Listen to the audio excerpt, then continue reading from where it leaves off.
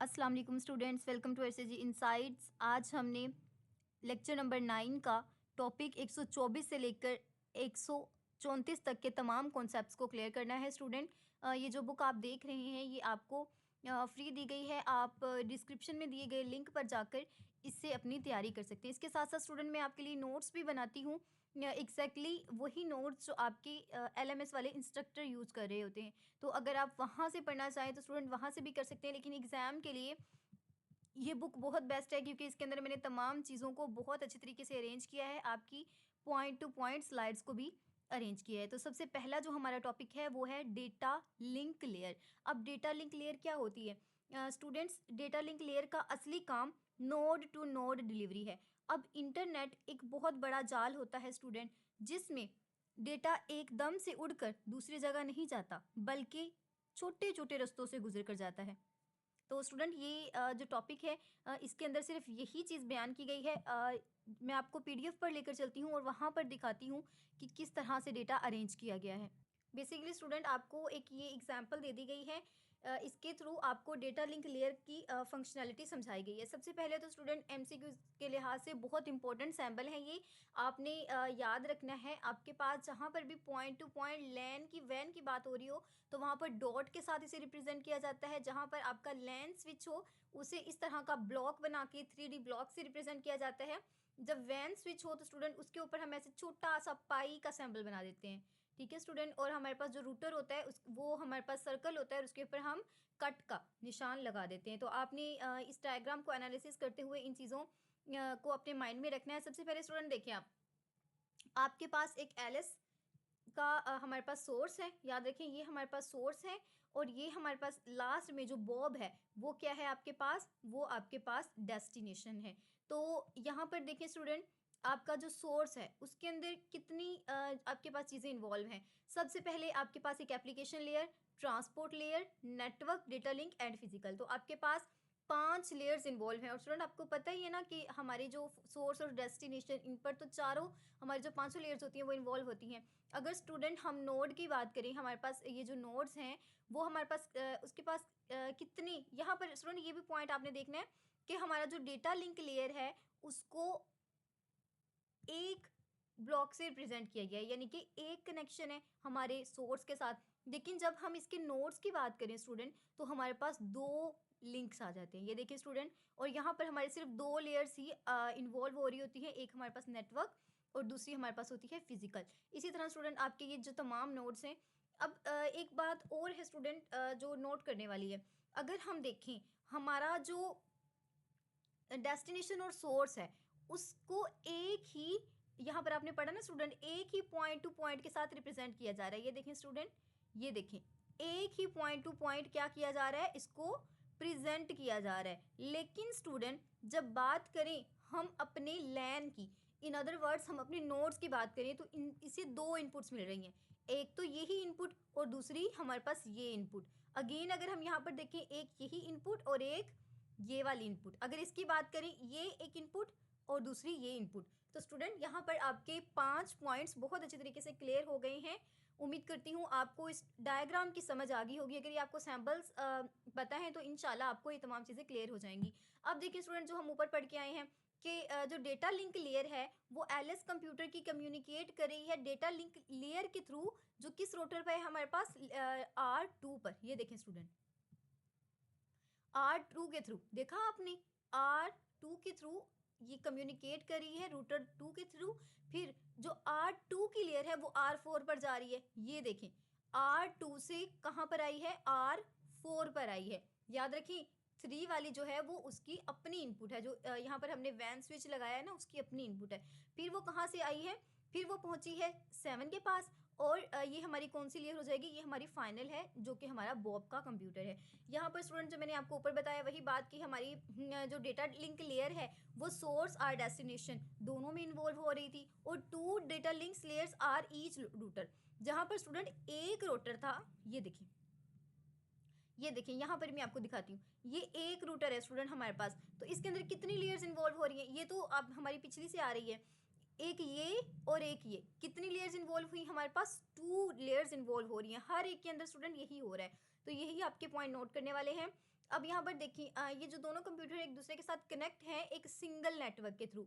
ठीक है स्टूडेंट, एक सिंगल नेटवर्क के थ्रू कनेक्टेड है, लेकिन जो हर रूटर है वो दो नेटवर्क के साथ कनेक्ट है। एक से वो इनपुट ले रहा है और दूसरे से वो इनपुट सेंड कर रहा है। ये भी स्टूडेंट आपका पॉइंट क्लियर हो गया। तो सिर्फ यही आपकी डायग्राम थी जो बहुत मुश्किल तरीके से आपके एलएमएस वाले टीचर करवा रहे थे। अब हमारे पास है लेक्चर नंबर 125। तो स्टूडेंट इसके अंदर हमारे पास दो कॉन्सेप्ट्स हैं, एक नोड और दूसरा लिंक। वो डिवाइसेस जो डेटा भेजती हैं या डेटा वसूल करती हैं उन्हें हम क्या कहते हैं स्टूडेंट? उन्हें हम नोड कहते हैं। याद रखिए, ऐसी डिवाइसेस जो डेटा भेजती हैं या फिर सेंड कर रिसीव करती हैं वो नोड्स होते हैं। और नोड्स क्या होते हैं हमारे पास? हमारा कंप्यूटर हो सकता है, लैपटॉप हो सकता है या फिर रोटर हो सकता है। और अब लिंक क्या है स्टूडेंट? यहाँ पर ही ये दो जो चीज़ें हैं मैं इनको ईजी वर्ड्स में आपको कवर करवा देती हूँ कि वो रास्ता या कनेक्शन जो दो नोड्स को आपस में जोड़ता है। अब जोड़ने के लिए क्या चीज़ यूज़ होती है? तार, कोई भी केबल या फिर हमारी वाईफाई। तो स्टूडेंट इसका मेन थीम यही है। अब हम पढ़ लेते हैं हमारी बुक में क्या दिया गया है। Communication and data link layer is node to node. बहुत बहुत इंपॉर्टेंट एमसीक्यूज है स्टूडेंट, आपने याद रखना है कि जब भी हम डेटा लिंक लेयर की बात कर रहे हो तो कम्युनिकेशन हमेशा नोड टू नोड होती है। और जो भी कम्युनिकेशन होती है हमारी वो डेटा लिंक लेयर के ऊपर अक्कर होती है। ये देखिए स्टूडेंट यहाँ पर बताया भी है, अक्कर होती है डेटा लिंक लेयर पर और डायरेक्टली उन नोड्स के दरमियान होती है जो डायरेक्टली कनेक्ट होते हैं एक दूसरे के साथ। अगर दो कंप्यूटर मिसाल के तौर पर अली और सबा का कंप्यूटर कनेक्टेड है तो उन दोनों के दरमियान जो कम्युनिकेशन हो रही है वो किसके थ्रू हो रही है? वो डेटा लिंक लेयर के थ्रू हो रही है। यहाँ पर स्टूडेंट ये भी आपका इंपॉर्टेंट है, a data unit from one point on the internet need to pass through many networks LAN and WAN to reach another point। तो स्टूडेंट कोई भी जो डेटा का यूनिट होता है इंटरनेट पर हम भी ये बात हमेशा में रखें कि इंटरनेट पर कोई भी चीज़ ऐसे हवा में उड़ के नहीं चली जाती, वो एक पॉइंट से दूसरे पॉइंट पर जाती है पैकेट्स की सूरत में, छोटे छोटे हिस्सों में डिवाइड होकर। तो स्टूडेंट चाहे लैन हो चाहे वैन हो, चाहे आप अपने ऑफिस के अंदर ही अपने कैंपस के अंदर ही एक दूसरे को डेटा सेंड कर रहे हैं तो भी आपका जो इंटरनेट के थ्रू पास होगा डेटा वो यूनिट्स की फॉर्म में होगा। अगर आप यहाँ पर बैठे हुए बाहर अमेरिका में बैठे अपने दोस्त से बात कर रहे हैं फिर भी हमारा यही सेम प्रोटोकॉल यूज़ होगा।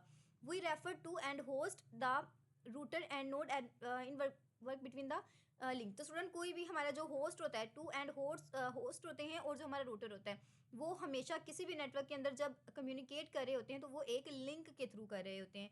अब देखिए स्टूडेंट ये भी मैं आपको पढ़ा चुकी हूँ कि हमारे पास लिंक क्या होता है, लिंक एक केबल होती है। अब याद रखें स्टूडेंट, क्या आप सिर्फ मोबाइल के थ्रू, सिर्फ आपके पास जो डिवाइस है उसके थ्रू अपने दोस्त से बात कर सकते हैं? Absolutely not. आपको कोई ना कोई लिंक चाहिए। जैसे कि अगर आप सिंपली बात करें तो आपको सिम चाहिए या उसके अंदर आपका पैकेज होना चाहिए। इसके साथ साथ अगर आप व्हाट्सएप पे बात करें तो स्टूडेंट यही जो तमाम चीज़ें हैं ये इन्वॉल्व होती हैं, यानी कि एक लिंक ज़रूरी होता है, अटैच होना ज़रूरी होता है। यहाँ पर स्टूडेंट जो आपका पॉइंट है, आपके पास जो फर्स्ट नोड है, अब फर्स्ट नोड आपका क्या है स्टूडेंट? ये, और ये आपके पास, ओ ये ड्राइंग बहुत ख़राब हो गई, मैं यहाँ पर आती हूँ। तो स्टूडेंट जो आपके पास फर्स्ट नोड है वो आपके पास क्या है? आपका सोर्स होस्ट है। और जो आपके पास लास्ट नोड है ये वाला स्टूडेंट, तो ये आपके पास क्या है स्टूडेंट? ये आपके पास आपका डेस्टिनेशन है। और देखिए स्टूडेंट यहाँ पर हमारे पास 4 रोटर हैं। कौन से? ये नंबर 1 पर हमारे पास ये रोटर है, नंबर 2 पर हमारे पास ये देखिए स्टूडेंट, यहाँ से आपको पता चलता है, मैंने आपको बताया था ना कि सर्कल के ऊपर कट का निशान होता है तो वो हमारा रोटर होता है। तो हमारे पास 4 रोटर्स होते हैं। अब देखिए स्टूडेंट यहाँ पर भी आपको ये बताया गया कि नोड आपके पास ये दोनों हैं और इसके दरमियान 4 आपके लिंक्स हैं। बेसिकली हम रोटर को लिंक के तौर पर पढ़ रहे हैं। बहुत इंपॉर्टेंट पॉइंट है कि जो आपका फर्स्ट और थर्ड है एंड फिफ्थ वो लिंक को रिप्रेजेंट कर रहे हैं 3 लैंस के अंदर, जबकि आपका जो सेकंड और फोर्थ है वो 2 वैन्स को रिप्रेजेंट कर रहे हैं। तो स्टूडेंट एज इट इज़ आपकी एमसीक्यूज के लिहाज से तो खैर इंपॉर्टेंट नहीं है, लेकिन आपकी जो डायग्राम है इसमें थोड़ा सा इंपॉर्टेंट है। देखिए फर्स्ट थर्ड एंड फिफ्थ, तो ये हमारे पास कौन से लिंक बनते हैं? First, third and fifth. तो ये आपके पास यहाँ से, sorry student, fifth, first and third, तो ये आपकी किस चीज़ को रिप्रेजेंट कर रहे हैं? ये आपके लैन को कर रहे हैं। और जो आपके फोर्थ एंड सेकंड, तो सेकंड हमारे पास ये है और फोर्थ आपके पास ये है, तो ये किसको रिप्रेजेंट कर रहे हैं? ये आपके वैन को रिप्रेजेंट कर रहे हैं। अब हमारे पास है लेसन नंबर 126, तो स्टूडेंट अब हमारे जो डेटा लिंक लेयर है वो हमें काफ़ी सर्विसेज प्रोवाइड करती हैं। तो यहाँ पर स्टूडेंट इंपॉर्टेंट पॉइंट है कि data link layer is located between physical and network layer. Student आपने लेयर्स पढ़ी थी मिड टर्म में, मैं आपको रिकॉल भी करवा देती हूँ। हमारे पास सबसे पहली जो लेयर होती है वो एप्लीकेशन लेयर होती है, देन हमारे पास ट्रांसपोर्ट होती है, उसके बाद नेटवर्क, नेटवर्क के बाद डेटा लिंक, और जो हमारी डेटा लिंक होती है उसके बाद क्या होती है, हमारे पास फिजिकल लेयर होती है। तो फिजिकल और नेटवर्क के दरमियान कौन सी लेयर आई, हमारी डेटा लिंक लेयर। बहुत ज़्यादा इंपॉर्टेंट है स्टूडेंट आपका ये एमसीक्यूज, और हर स्टूडेंट को ऑलमोस्ट ये रिपीट हो रहा होता है। Data link layer provide services to the network layer and receive services from the physical layer. जो बहुत इंपॉर्टेंट अगेन, जो डेटा लिंक लेयर है वो प्रोवाइड करती है सर्विसेज नेटवर्क को, सर्विसेज देती नेटवर्क लेयर को है, और लेती किससे है, लेती वो फिजिकल लेयर से है। स्टूडेंट ऐसे ही होता था ना, ऊपर हमारी नीचे फिजिकल, ऊपर नेटवर्क, दरमियान में क्या होता था, हमारी डेटा लिंक। तो जो दे रहा है वो फिजिकल है, जो ले रहा है, ऐसी स्टूडेंट कोई भी चीज़ हो वो ऐसी फ्लो कर रही होती है ना, ऐसे ऊपर की तरफ, ये दे रहा है, ये क्या कर रहा है, ये इसको ले रहा है, और ये जो हमारे सेंटर में हमारी जो डेटा लिंक है वो किसको दे रहा है, वो ऊपर वाली को दे रहा है, और ऊपर वाली कौन है, नेटवर्क। तो थोड़ी सी ऐसे अपने माइंड में पिक बनाया करें, इंशाल्लाह ये आपके कॉन्सेप्ट हमेशा क्लियर रहेंगे। अब देखिए फ्रेमिंग क्या होता है स्टूडेंट। फ्रेमिंग हमारे पास एक ऐसा स्ट्रक्चर है डेटा ट्रांसमिशन का जिसके थ्रू हम ऐड कर देते हैं स्टार्ट और स्टॉप बिट्स को, यानी कि हेडर्स लगा देते हैं। अब स्टूडेंट इसका फ़ायदा हमें क्या होता है, ये सेट बाउंड्रीज करता है, हमारे डेटा जो ग्राम हमारे फ्रेम्स होते हैं उन पर बाउंड्रीज को सेट करता है, और इनेबल करता है हमारे रिसीवर को कि वो आइडेंटिफाई कर सके कि जो इन्फॉर्मेशन ट्रांसमिट की गई है वो एक्यूरेट है या नहीं है। तो स्टूडेंट ये आप आसान लफ्ज़ों में यही कह सकते हैं कि ये ना इंस्पेक्टर है। ये जैसे हमारे पुलिस के इंस्पेक्टर होते हैं ना, वो ये देख रहे होते हैं कि जो इन्फॉर्मेशन दे रहे हैं वो ठीक है या नहीं। तो ये फ्रेमिंग का बेसिकली यही काम होता है। अब ये इनकैप्सुलेशन क्या होती है, तो स्टूडेंट इनकैप्सुलेशन के अंदर हम रैप कर देते हैं अपने डेटा को एक स्पेसिफिक फॉर्मेट में या फिर प्रोटोकॉल में बिफोर ट्रांसमिशन। याद रखें स्टूडेंट, ट्रांसमिशन से पहले जो हो रहा है वो है आपके पास इनकैप्सुलेशन, और ट्रांसमिशन के बाद जो हो रहा होगा वो होगा डीकैप्सुलेशन। और देखें इस प्रोसेस में क्या होता है, हम हेडर और ट्रेलर, स्टूडेंट ये हेडर और ट्रेलर भी आप बहुत अच्छे तरीके से पढ़ के आ चुके हैं, ये आपके फर्स्ट और लास्ट लेयर पर अप्लाई होते थे अगर आपको याद हो तो ये ओरिजिनल डेटा को प्रोसेस करने के लिए इस्तेमाल होते हैं, हमारे पैकेट्स को एफिशिएंटली डिलीवरी और उनकी रूटिंग के लिए ये बहुत एफिशिएंट होता है, यानी कि एग्जैक्टली उसके पास पहुंचता है जिसको हम पहुंचाना चाहते हैं। अब डीकैप्सुलेशन क्या होता है स्टूडेंट, जब वो इन्फॉर्मेशन जिसे हमने पैक किया था वो अपने रिसीवर के पास पहुंच गई, तो क्या होगा, जो रिसीवर होगा वो प्रोसेस को रिवर्स करेगा, क्या करेगा, वो तमाम टैग्स, वो तमाम स्टॉप एंड स्टार्ट बिट्स को रिमूव कर देगा, क्योंकि अब उसने क्या करना है, उसने उस डेटा को यूज़ करना है। तो स्टूडेंट ये आपने याद रखना है कि वो जो उनके पास ओरिजिनल डेटा होता है सेम उसी फॉर्मेट में कर लेता है उसको। अब डेटा फ्लो क्या होता है, सॉरी फ्लो कंट्रोल क्या होता है, तो स्टूडेंट फ्लो कंट्रोल ऐसी रेगुलेशंस हैं डेटा ट्रांसमिशन और डिवाइसेस के दरमियान जो प्रिवेंट करती हैं कंजक्शन को। स्टूडेंट कंजक्शन क्या होता है, कंजक्शन होता है किसी भी चीज़ का जाम हो जाना, जैसे हमारी ट्रैफिक भी जाम हो जाती है स्टूडेंट।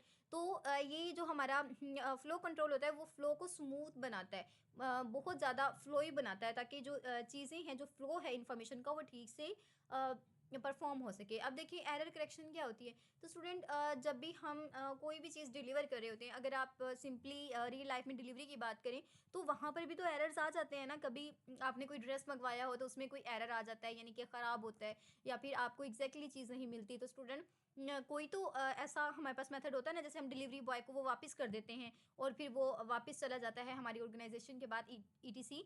तो स्टूडेंट ऐसा कोई ना कोई हमारे पास हल होता है जो इन तमाम एरर्स को कंट्रोल कर रहा होता है। और स्टूडेंट हमारे एरर को कंट्रोल करने की डिफरेंट टेक्निक्स होती हैं, लेकिन जो हमारी बुक में दी गई हैं वो हमारे पास है checksum, parity bits and cyclic redundancy check. तो ये 3 तरह की आपके पास एरर करेक्शन की आपके पास क्या है, मेथड्स हैं, या फिर आपके पास वेज हैं जिसके थ्रू हम अपने एरर्स को डिटेक्ट कर सकते हैं और उसे करेक्ट भी कर सकते हैं। अब स्टूडेंट हमारा कंजक्शन कंट्रोल क्या होता है, कंजक्शन कंट्रोल जैसे मैंने आपको पहले बताया कि हमारी ट्रैफिक जाम ना हो, इसी वजह से हम कुछ ऐसी रूल्स बना देते हैं, कुछ ऐसी स्पेसिफिकेशंस लगा देते हैं ताकि जो फ्लो है वो ठीक रहे और जो परफॉर्मेंस है वो भी हमारी ऑप्टिमल हो। तो इसके लिए हमारी कौन सी टेक्निक्स यूज़ होती हैं, हमारे पास शेपिंग,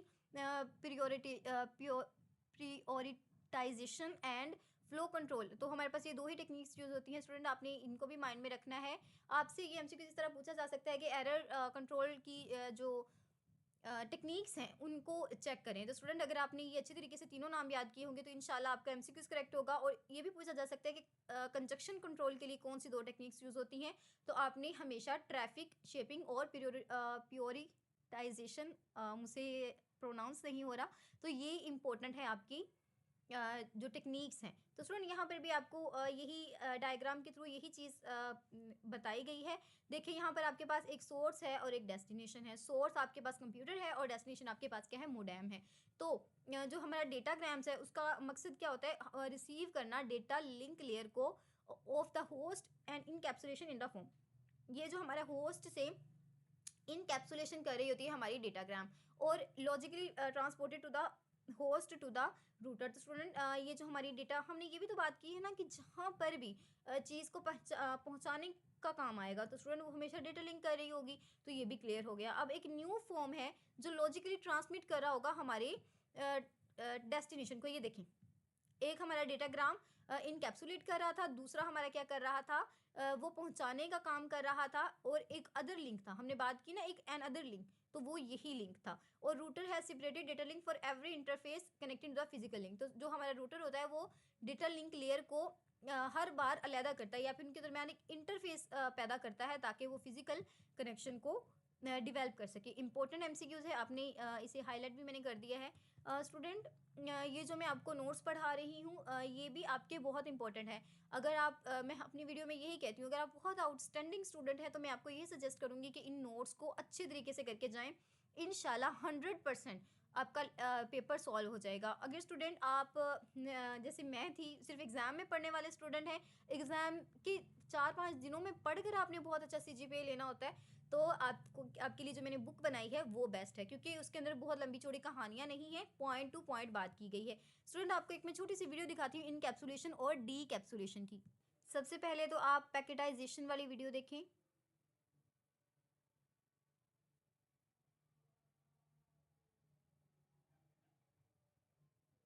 स्टूडेंट आपने देखा किस तरह से हमारी जो एक लेयर होती है वो ट्रांसमिट होती है पहले रूटर के पास और रूटर से हमारी डेस्टिनेशन पर मूव करती है। तो ये विजुलाइज, तो स्टूडेंट ये आपकी जो इनकैप्सुलेशन,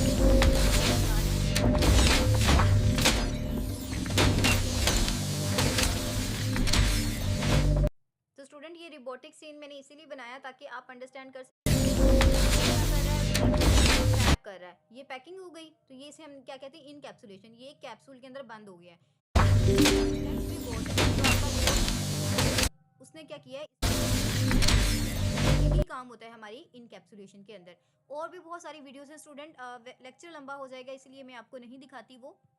तो हमारे पास जो लेक्चर नंबर 127 है उसके अंदर भी हम इन्हीं जो सर्विसेज हैं उनको देखेंगे और ये हमारी लेयर 2 को डिस्कस कर रही हैं। सबसे पहले स्टूडेंट हमारा फ्लो कंट्रोल, जिस तरह हमने ऊपर पढ़ा था कि डेटा की स्पीड को कंट्रोल करना ताकि ओवरलोड ना हो जाए और जो हमारा रिसीव करने वाला है वो एग्जैक्टली रिसीव करे। इसके बाद स्टूडेंट अगर हम बात करें तो फ्लो कंट्रोल की भी डिफरेंट टेक्निक्स होती हैं। सबसे पहले हमारे पास बफरिंग और तीसरा है हमारे पास एक्नॉलेजमेंट, इसके बाद है हमारे पास विंडोइंग। तो स्टूडेंट मैं आपको एक छोटी सी एग्जांपल देती हूँ। मिसाल के तौर पर आपके पास पानी का एक जग है और आपने उस जग से एक गिलास भरना है। तो अगर आप बहुत तेज़ी से मतलब आप ढक्कन ही खोल कर ग्लास के अंदर उंडेलना शुरू कर देंगे पानी को, तो क्या होगा, फ्लो ओवर हो जाएगा और आपका पानी वेस्ट हो जाएगा। इसी तरह स्टूडेंट हमें अगर हम डेटा को बेतुका ही फ्लो करवाएंगे तो क्या होगा, हमारा डेटा लॉस्ट हो जाएगा और जो हमारी स्पेस है वो ज़्यादा फुलफिल हो जाएगी। अब स्टूडेंट बफरिंग क्या होता है, बफरिंग हमारे पास एक टेम्परेरी स्टोर होता है ड्यूरिंग ट्रांसमिशन, जब हमने कोई भी चीज़ ट्रांसमिट करनी होती है। अब स्टूडेंट हमारा जो मेन सोर्स है वो क्या है, वो पानी है और जग हमारा क्या था, हमारा सोर्स है और ये टेम्परेरी है। अब स्टूडेंट टेम्परेरी क्यों है, क्योंकि हम जग को मुंह लगा के पानी तो नहीं पी सकते, पानी की असली जगह क्या है, ग्लास है। तो स्टूडेंट बफर्स हमारे वो होते हैं जो टेम्परेरी ट्रांसमिशंस होती हैं, जो हम अलाउ करती हैं सेंडर और रिसीवर को डिफरेंट स्पीड के साथ परफॉर्म करने में। ये देखिए स्टूडेंट बहुत आपका ये इंपॉर्टेंट है, बफर्स क्या होते हैं, डिफरेंट स्पीड पर परफॉर्म करने के लिए काम आते हैं। अब एक्नॉलेजमेंट सिग्नल क्या होता है स्टूडेंट, एक्नॉलेजमेंट सिग्नल ये है कि अगर हमारा जो सेंडर है वो सक्सेसफुली डेटा को ट्रांसमिट कर दे, यानी कि अगर हमने एक ग्लास भरना था। अब हमें अगर पता हो कि हमने एक ही ग्लास फिल करना है, तो क्या यही होगा ना कि हम बहुत एहतियात के साथ सिर्फ एक ही ग्लास को फिल करेंगे और हम ये भी देखेंगे क्या हमारे जग के अंदर एक गिलास पानी है। तो स्टूडेंट जहाँ पर भी ये एक्नॉलेजमेंट की बात आ रही होती है कि आपने डेटा किसको सेंड करना है, कितना सेंड करना है और किसके थ्रू सेंड करना है, उस पर हम ये जो कॉन्सेप्ट है इसे हम करते हैं एक्नॉलेजमेंट सिग्नल में, क्योंकि इसके अंदर हम एडजस्टमेंट कर रहे होते हैं, एडजस्ट कर रहे होते हैं अपने ट्रांसमिशन रेट को। इसी तरह स्टूडेंट विंडोइंग क्या होती है? विंडोइंग के अंदर स्टूडेंट एक छोटी सी बात कि आपके पास सिनेरियो तो ये था कि आपने एक ही ग्लास भरना है, तो स्टूडेंट आपके पास ये भी हो सकता है ना कि मे भी 3 ग्लास भरने हो। तो स्टूडेंट जहाँ पर भी आपकी ज़्यादा की बात आ जाती है, आपकी जो गिवन सिनेरियो होता है उससे थोड़ा सा ओवर की बात आ जाती है, वो विंडोइंग होता है। तो ये देखिए यहाँ पर लिखा भी हुआ है, can be transmitted at a given time. Given time पर आपने कितनी ट्रांसमिशन करनी है। स्टूडेंट एट द टाइम भी कभी कभार हमारे जो ट्रांसमिशन की रिक्वायरमेंट्स होती हैं वो चेंज हो जाया करती हैं। अब हमारे पास फ्लो कंट्रोल हमने पढ़ा था ना कि जहाँ पर ऑप्टिमाइज कर रहे हों डेटा को और इसकी रिलायबिलिटी और एफिशिएंटली, उसे हम फ्लो कंट्रोल के अंदर डिस्कस करते हैं। एरर करेक्शन का भी स्टूडेंट हम पढ़ के आ चुके हैं। इसकी हमारे पास सिर्फ 3 ही टिप्स होती हैं, टेक्निक्स होती हैं। कंजक्शन कंट्रोल भी बहुत अच्छे तरीके से हमने कवर कर लिया है और ये यूज़ किसके लिए, हमारे पास 2 ही टेक्निक्स होती हैं और ये किससे हमें प्रिवेंट करता है, सैचुरेशन से। हमें इंश्योर करता है एफिशिएंसी और रिलायबिलिटी ऑफ डेटा ट्रांसमिशन। अब हमारे पास लेसन नंबर 128। तो स्टूडेंट यहाँ पर आपके बहुत इंपॉर्टेंट है स्टूडेंट, आपके 5 नंबर का जो लॉन्ग आता है उसके लिहाज से और एमसीक्यूज के लिहाज से भी बहुत इंपॉर्टेंट है स्टूडेंट। इसी टॉपिक के अंदर कुछ ऐसे टॉपिक्स हैं जो मैं आपको स्किप करवा दूंगी, क्योंकि वो बिल्कुल भी इंपॉर्टेंट नहीं है। जहाँ पर ज़्यादा डायग्राम्स आ जाए ना स्टूडेंट, तो समझे वो किसी भी काम का नहीं है आपका टॉपिक। अब देखिए पॉइंट टू पॉइंट लिंक क्या होता है। पॉइंट टू पॉइंट लिंक के अंदर एक हमारे पास डेडिकेशन लिंक होता है, या डेडिकेशन कनेक्शन होता है सिर्फ 2 लोगों के दरमियान, यानी कि एक बोलेगा और दूसरा सॉरी स्टूडेंट, जिस तरह आप अपनी व्हाट्सएप पे कॉल करते हैं अपनी दोस्त के साथ, तो जब आप 2 दोस्त आपस में बात कर रहे होते हैं तो वो पॉइंट टू पॉइंट होता है। आप बोलेंगे वो सुनेगा, वो बोलेगा आप सुनेंगे, यानी कि दोनों तरफ बात हो रही होती है। और यहाँ पर अगर हम इसके पॉइंट देखें कि ये कनेक्ट करता है 2 स्पेसिफिक डिवाइसेस को। याद रखें पॉइंट टू पॉइंट में सिर्फ 2 डिवाइसेस कनेक्ट होती हैं, इंपॉर्टेंट एमसीक्यूज। अब ये अलाउ करता है डेटा ट्रांसफर को directly between without the need of intermediate device. Intermediate device की ज़रूरत नहीं होती, डायरेक्ट बात हो रही होती है, कोई भी दरमियान में जो इंटरफेरेंस होती है वो नहीं होता, और ना ही कोई ऐसा शेयर्ड इंफ्रास्ट्रक्चर होता है। अब ब्रॉडकास्ट क्या होती है? तो स्टूडेंट ब्रॉड का मतलब ही होता है कि बहुत चौड़ा। तो स्टूडेंट ऐसी जो हमारी ट्रांसमिशन या ऐसी कम्युनिकेशन जो सेंड एक कर रहा होगा लेकिन सुन बहुत सारे रहे होंगे। आसान से एग्जांपल स्टूडेंट, मैं आपको लेक्चर दे रही हूँ तो डिलीवर मैं कर रही हूँ, लेकिन बहुत सारे स्टूडेंट इन लेक्चर से मुस्तफ़ीद हो रहे हैं, तो ये क्या कहलाती है? ये हमारे पास ब्रॉडकास्ट कहलाती है। और इसका जो एमसीक्यूज है वो यही होता है कि सेंडर एक है, one sender to multiple receiver. तो आपने ये एमसीक्यूज के लिहाज से याद रखना है। बाकी ये कॉन्सेप्ट तो आपका क्लियर हो गया। जैसे अब ये रेडियो ब्रॉडकास्ट, जो रेडियो पर कोई भी खबरें होती हैं वो तमाम लोग सुन रहे होते हैं या फिर टीवी चैनल्स पर। अब हमारे पास स्टूडेंट इसकी सब लेयर्स होती हैं। हमारे पास 2 सब लेयर्स होती हैं। सबसे पहले हमारे पास है data link control. Important MCQs, आपको डीएलसी दे दिया जाता है और पूछा जाता है कि भाई ये किसका स्टैंड फॉर है, तो आपने याद रखना है डेटा लिंक कंट्रोल का ट्रांसफर सॉरी ये हमारे पास स्टैंड फॉर है। तो ये क्या करता है? ये मैनेज करता है और जो हमारा ये मैनेज करता है हमारी रिलायबिलिटी को, एफिशिएंसी को, डेटा ग्राम्स के दरमियान जो भी 2 डिवाइसेस आपस में क्या कर रही होती हैं, परफॉर्म कर रही होती हैं। और ये हमें क्या प्रोवाइड करता है? एरर डिटेक्शन, हमारी correction, flow control and addressing. तो स्टूडेंट ये याद रखना है आपने। अब ये क्या अब इसका मेन फंक्शन क्या है स्टूडेंट? ये इंश्योर करता है हमारे डेटा ट्रांसमिशन की एक्यूरेसी को और करेक्ट ऑर्डर को। और किसके ओवर ये कर रहा होता है सारा काम? फिजिकल लेयर के। स्टूडेंट जो मैंने आपको नोट्स दिए हैं उसके अंदर मैंने बहुत हाईलाइटली आपको दिखाया है कि data link control physical layer पर काम कर रहा होता है और इसका मेन पर्पस क्या होता है? ऑर्डर को करेक्टली मैनेज करना। तो सिर्फ 2 ही काम है इसके अलावा तो कुछ है ही नहीं। अब देखिए स्टूडेंट, अगर हम इसकी हमारे पास नेक्स्ट है मीडिया एक्सेस कंट्रोल। तो MAC stand for media access control. और स्टूडेंट ये किसके लिए यूज़ हो रहा होता है? ये इम्प्लीमेंटेशन के लिए यूज़ हो रहा होता है। किसकी इम्प्लीमेंटेशन? डेटा लिंक लेयर की इम्प्लीमेंटेशन। वो फिजिकल और ये डेटा लिंक, याद रखना है, मिक्स नहीं करना। तो अब देखें ये इसकी रिस्पॉन्सिबिलिटी क्या होती है? इसकी रिस्पॉन्सिबिलिटी होती है असाइन करना unique addresses to the network devices and controlling their access to the communication. यानी कि कोई भी कंट्रोलिंग जो यूनिकली कंट्रोलिंग हो रही होती है उसको ये क्या कर रहा होता है, उसको मैनेज कर रहा होता है। जैसे स्टूडेंट कोई भी हमारे पास अगर हम डेटाबेस की बात कर रहे होते हैं तो हम कहते हैं ना कि प्राइमरी की, तो हमारा जो मैक एड्रेस होता है ना बेसिकली वो एक यूनिक ही होता है। हर जो डेटा पैकेट होता है उसका अपना मैक एड्रेस होता है।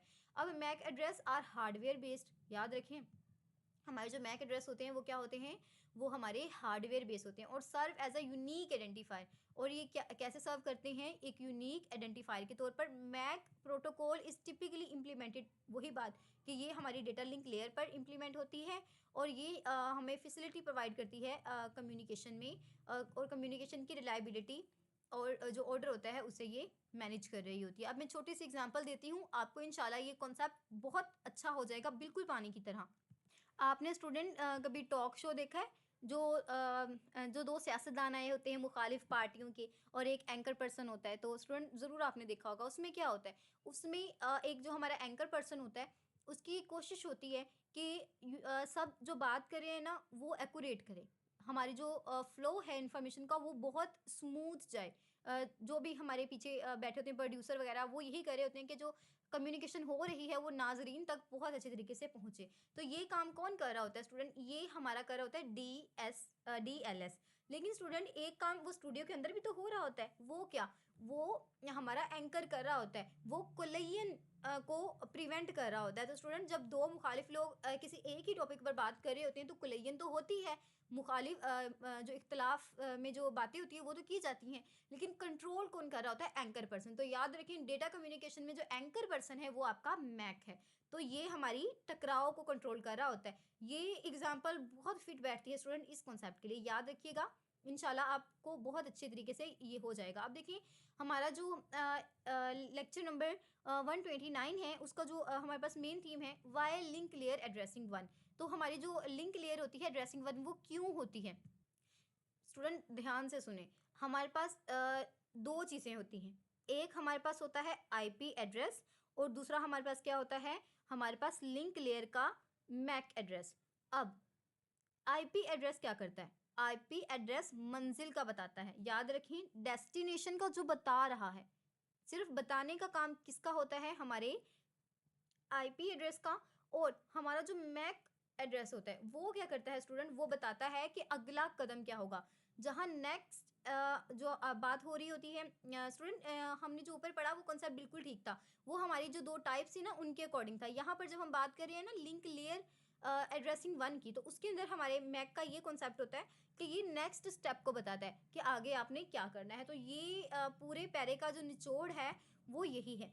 अगर आप चलिए मैं थोड़ा सा कवर करवा ही देती हूँ। याद रखिए कि जो आईपी एड्रेस होता है किसी भी डाटाग्राम में वो कभी भी चेंज नहीं होता, इंपॉर्टेंट एमसीक्यूज है, कभी भी चेंज नहीं होता। और each diagram on the internet from the same source host the same destination host take a different path. और याद रखिए स्टूडेंट ऐसा डाटाग्राम्स इंटरनेट पर जो एक ही होस्ट से निकला होता है और उसकी डेस्टिनेशन भी सेम ही होती है, वो डिफरेंट पाथ्स ले सकता है। अब इसकी एग्जांपल क्या है स्टूडेंट, अब स्टूडेंट आपका वीज़ा है, मिसाल के तौर पर आपने लंदन जाना है, तो ये क्या पूरे सफ़र में आपका वीज़ा चेंज होता है, नहीं होता। तो स्टूडेंट वो क्या है, वो आपका आईपी एड्रेस है। लेकिन आपका जो पासिंग बोर्ड होता है या सीट नंबर होती है, इन अदर वर्ड जो आपके सामान के ऊपर टैग लगा होता है वो चेंज होता रहता है। तो स्टूडेंट वो आपका क्या है, वो आपका लिंक एड्रेस है जो हर फ्लाइट पर चेंज होता रहता है। तो इसके अंदर इसके अलावा कुछ भी नहीं है स्टूडेंट, इस पूरे टॉपिक के अंदर यही चीज़ें आपको दिखाई गई हैं कि जहाँ पर लिंक एड्रेस और फिजिकल एड्रेस की बात हो रही होती है और समटाइम्स उन्हें हम क्या कहते हैं, मैक एड्रेस भी कहते हैं। एमसीक्यूज इंपॉर्टेंट है और ये हमारे लिंक को कंट्रोल कर रहा होता है, जो कि कभी भी चेंज नहीं होता। किस पर कंट्रोल कर रहा होता है, डेटा लिंक लेयर पर कंट्रोल कर रहा होता है। और ये क्या करता है, ये पास करता है हमारी डेटाग्राम्स को from network layer to data link layer. ये इसका काम होता है किसका, आईपी एड्रेस का। और स्टूडेंट ये जो हमारी इनकैप्सुलेशन होती है इन अ फ्रेम, इस पर भी हमारा आईपी एड्रेस परफॉर्म हो रहा होता है। और दूसरा कि ये हमारी लेयर्स को जो हमारे हेडर्स होते हैं उनको लगाने के लिए यूज़ हो रहा होता है। जब भी हम two addresses are changed every time, जो दो एड्रेसेस होते हैं वो आपस में चेंज हो रहे होते हैं, तो वो कौन से होते हैं, वो हमारे लिंक एड्रेस होते हैं। आईपी एड्रेस कभी भी चेंज नहीं होता। ये देखिए स्टूडेंट, यही आपको बात ये एक्सप्लेन की गई है। यहाँ पर आपके कुछ इंपॉर्टेंट पॉइंट्स हैं स्टूडेंट। हमारे पास 3 लिंक्स हैं और 2 रोटर्स हैं। 3 लिंक कैसे स्टूडेंट? रोटर हमारे पास एक बॉब है और दूसरा एलएस होगा आई गेस। जी हाँ स्टूडेंट, ये रहा एलएस। तो स्टूडेंट इसके पास N1 और L1 है और इसके पास क्या है N8 टू L8। तो 1 से लेकर 8 तक की हमारे पास क्या हो रही है, ये ट्रांसमिशन हो रही है। तो अब देखें हमारे पास जो फ्रेम्स हैं वो कितने हैं, या फिर हमारे जो लिंक्स हैं वो कितने हैं, वो 3 हैं। ये देखें स्टूडेंट 1, ये हमारा 1, ये 2 एंड 3। अब इसके दरमियान हो क्या रहा है, होस्ट तो हमारा एक हमारा होस्ट हो गया एलएस और हमारी जो डेस्टिनेशन है वो हमारी बॉब हो गई। अब हमारे पास दो जो एड्रेस हैं वो एड्रेस कौन से होते हैं? नंबर 1 पर IP address. Important MCQs, IP address को हम किससे डिनोट करते हैं? उसे हम एन से डिनोट करते हैं। और लिंक लेयर एड्रेस इसे हम किससे डिनोट करते हैं? इसे हम एल से डिनोट करते हैं। Router has many pair of addresses as link number of link the router is connected to. Student जो हमारा रोटर होता है उसके पास उतने ही एड्रेसेस होते हैं जितने के साथ वो लिंक कर रहा होता है। क्या होगा? हाँ हमारे पास ये देखें L2, L1, N1 और N8। तो स्टूडेंट क्या हुआ, हमारे पास L1 और L2 है इसके पास और N1 और N2 है। N1 से लेकर N2 सॉरी N8 तक है। तो स्टूडेंट यहाँ पर भी आप देखें, यहाँ पर भी यही होगा। जो सेम चीज़ रहती है वो क्या होती है, वो आपकी N1 और N8। और N किसको रिप्रेजेंट कर रहा था? हमारे लिंक एड्रेस को। इसके अंदर और कुछ भी नहीं है, यही आपने पढ़ना है। और एग्जाम्पल भी आपको इसीलिए दी जाती है ताकि आप इस कॉन्सेप्ट को ग्रैब कर सकें। अब देखिए फ्रेम कैरी सेम डेटाग्राम। जो फ्रेम्स होते हैं उनके पास सेम डेटाग्राम्स होते हैं और सेम ही सोर्स होते हैं और सेम ही डेस्टिनेशन होती है। ये देखिए स्टूडेंट सेम डेटाग्राम्स में क्या आता है, हमारे पास N1 से लेकर N8 तक तमाम चीज़ें सेम होती हैं और जो लिंक लेयर होता है वो हमेशा क्या हो रहा होता है, चेंज हो रहा होता है। और यहाँ पर जब हम N1 की बात कर रहे होते हैं तो स्टूडेंट हमारे आईपी एड्रेस की बात हो रही होती है। ये हम ऊपर भी कवर कर चुके हैं। तो स्टूडेंट जो आईपी एड्रेस और लिंक एड्रेस होते हैं वो कभी भी सेम ऑर्डर में नहीं होते। इसकी जो सबूत है वो आपके पास है। ये देखें यहाँ पर L1 और L2 है और यहाँ पर N1 N2 N8 है। यहाँ पर अगर आप देखें L5 L4 है, L7 L8 है और यहाँ पर भी स्टूडेंट क्या है, चेंज है। तो ये देखें यहाँ पर हमारे पास चेंज था, यहाँ पर भी आपका चेंज था, ठीक है स्टूडेंट, और ये भी आपके पास क्या था, चेंज था। और ये कभी भी क्या नहीं होते, ये हमारे पास कभी भी सेम नहीं होते। ये इसका प्रूफ भी है। ये देखिए स्टूडेंट हर जगह पर क्या है, ये चेंज है। रोटर की जब हम बात कर रहे होते हैं ना स्टूडेंट, तो ये वाला जो कॉन्सेप्ट है वहाँ पर इम्प्लीमेंट होता है। ये डायग्राम ही इसीलिए बनाई गई है ताकि आप इसको अच्छे तरीके से कर सकें। ये भी कवर हो गया। अब हमारा लेसन नंबर 130, बहुत लंबा लेक्चर है स्टूडेंट ये आपका। अब हमारी जो लिंक लेयर 2 होती है वो क्यों होती है? तो स्टूडेंट हमारा जो रोटर होता है उसके पास एक से ज़्यादा लिंक एड्रेस होते हैं। और होते क्यों हैं स्टूडेंट? क्योंकि रोटर एक जंक्शन है और उसकी हर इंटरफेस एक अलग नेटवर्क से जुड़ी होती है। इसीलिए हर जो हमारा रूटर होता है उसका अपना अलग लिंक एड्रेस होता है। तो इस सवाल का जो जवाब था स्टूडेंट वो यही था। यहाँ पर भी स्टूडेंट आपको ये कवर करवा दिया गया है। क्या आंसर है इसका? ये रहा स्टूडेंट। एक रोटर के n नंबर ऑफ इंटरफेसेस होते हैं जो कनेक्ट होते हैं n नंबर से। और क्योंकि इसका अपना हर एक नेटवर्क में एक अलग पोर्ट होती है, इस वजह से इसका एड्रेस अलग होता है। अब मिसाल ये दी गई है कि एक घर जो गली के कोने पर है और इसके 2 दरवाजे हैं। स्टूडेंट आपके जो लेक्चर हॉल्स होते हैं आपके कॉलेज में वो भी ऐसे ही होता है ना, 2 उसके दरवाजे होते हैं। तो इस गली के 2 एड्रेस होंगे। मिसाल के तौर पर एक दरवाज़ा गली नंबर 1 में खुलता है और जो दूसरा दरवाज़ा है वो गली नंबर 2 में खुलता है। तो स्टूडेंट क्या होगा, इनके दोनों के क्या होंगे, एड्रेसेस चेंज होंगे। इसी तरह रोटर का हर लिंक अपने दूसरे लिंक से क्या होता है, अलहदा होता है। तो यहाँ पर सिर्फ यही चीज़ है स्टूडेंट, बाकी आप इसे स्किप कर सकते हैं। नेक्स्ट जो हमारा लेक्चर है वो हमारे पास है हमारे पास कितनी टाइप्स होती हैं ड्रेसिंग की? तो हमारे पास 3 टाइप्स हैं, इंपॉर्टेंट लॉन्ग के लिहाज से और एमसीक्यूज के लिहाज से भी। यूनिकास्ट क्या होता है? एक अगर मैसेज भेज रहा है और दूसरी साइड पर एक ही रिसीव कर रहा है तो वो हमारे पास क्या है, यूनिकास्ट। और स्टूडेंट हमारे पास जो नेक्स्ट टॉपिक है वो है मल्टीकास्ट।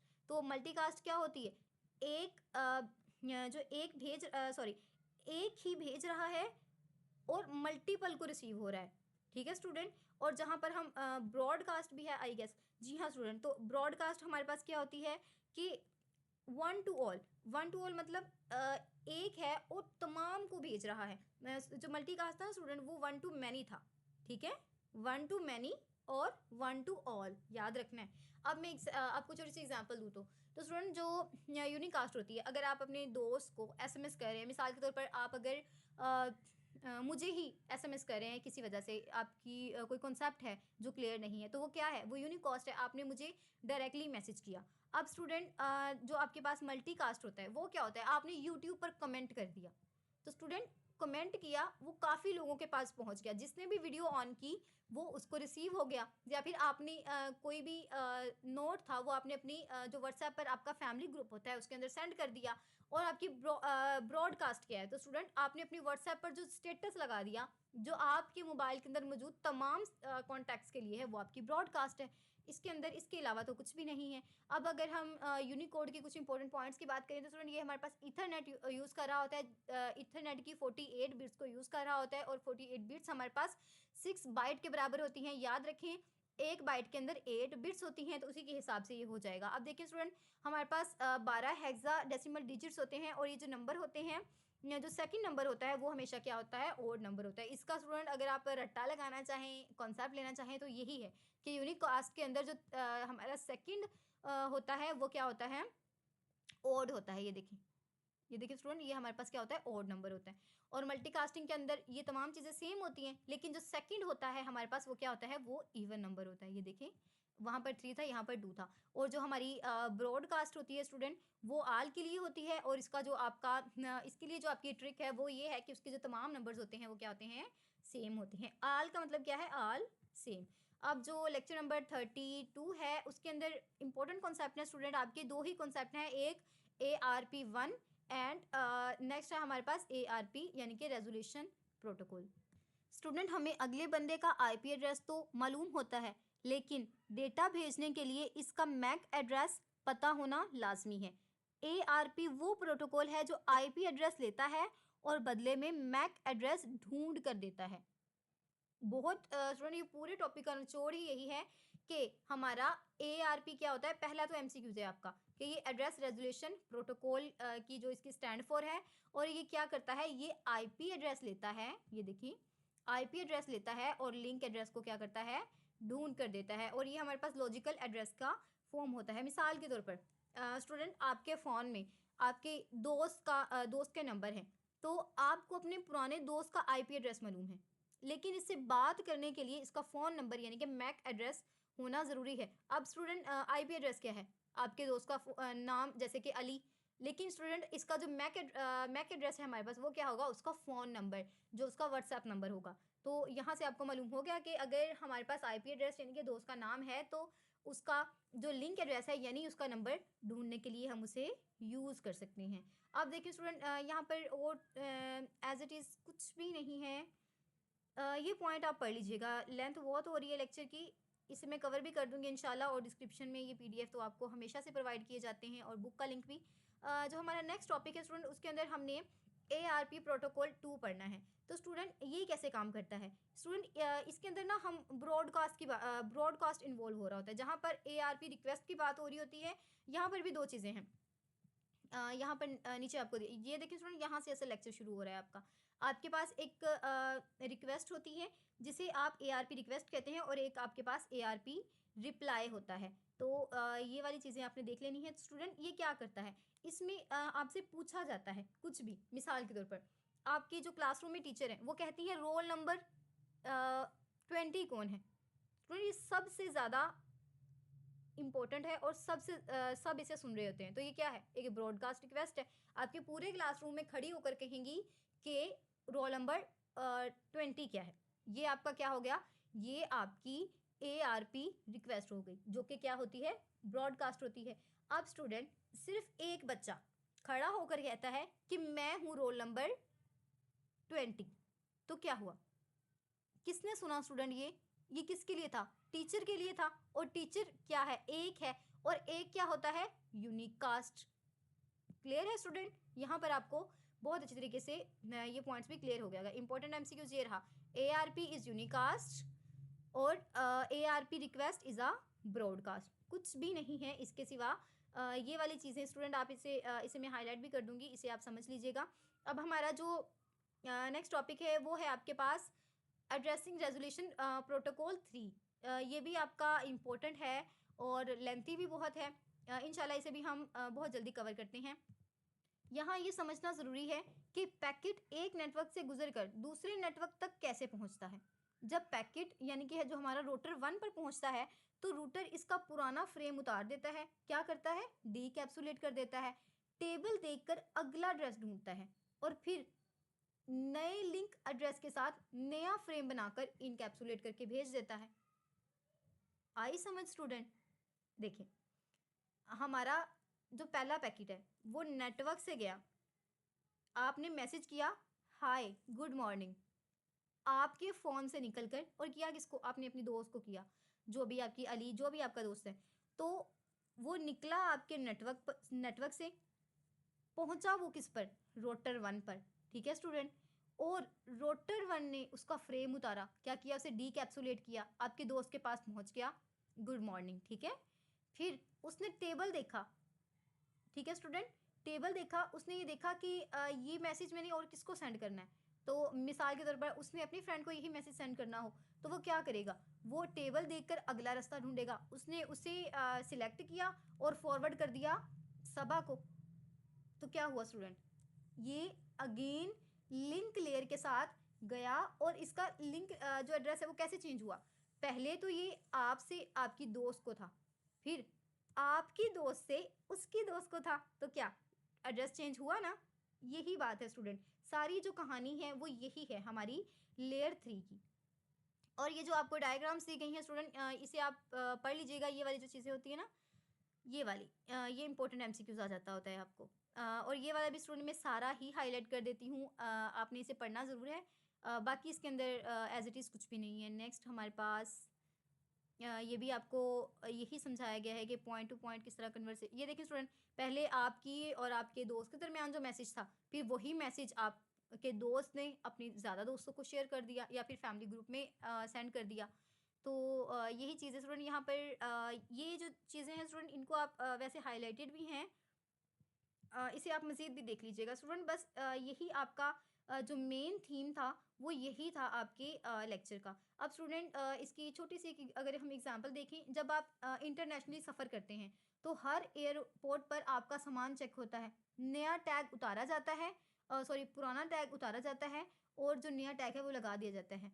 और स्टूडेंट जो आपका डेटा होता है, मिसाल के तौर पर अगर आपका जो बैग है उसके अंदर सामान तो चेंज सेम ही रहता है, यानी कि आईपी एड्रेस तो सेम ही रहता है, लेकिन चेंज क्या हो जाता है? आपके लिंक एड्रेस चेंज हो रहे होते हैं। तो उम्मीद करती हूँ आपको कॉन्सेप्ट की समझ आई होगी। इंशाल्लाह बहुत जल्द मैं आपके लिए बाकी लेक्चर्स भी लेकर आऊँगी। तब तक के लिए अपना बहुत ख्याल रखिएगा, अपनी दुआओं में ज़रूर याद रखिएगा स्टूडेंट। और ये जो हैंड आउट है, आप इसे एक बार पढ़ लीजिएगा। दोनों ही बेस्ट हैं मेरी तरफ से, तो ये दोनों ही बेस्ट हैं क्योंकि उसी के अंदर से मैंने इसको जनरेट किया है। ये देखिए स्टूडेंट, तो आप कोई भी यूज़ कर सकते हैं, लेकिन आपने बहुत अच्छे तरीके से इसे पढ़ना ज़रूर है, चाहे आप हैंडआउट पढ़ें, चाहे आप पीडीएफ पढ़ें। जहाँ पर भी रहें खुश रहें। अल्लाह ताला आपको बहुत सारी कामयाबियाँ अता फ़रमाए। और इतने सब्र के साथ अगर आपने ये लेक्चर सुना है तो इंशाल्लाह आप बहुत अच्छा परफॉर्म करके आएंगे, क्योंकि ये आपकी जो फाइनल टर्म है उसका दिल था ये लेक्चर, जानते हैं। और जो दिल होता है वहाँ से आपको मैक्सिमम पेपर आता है। अल्लाह हाफिज़।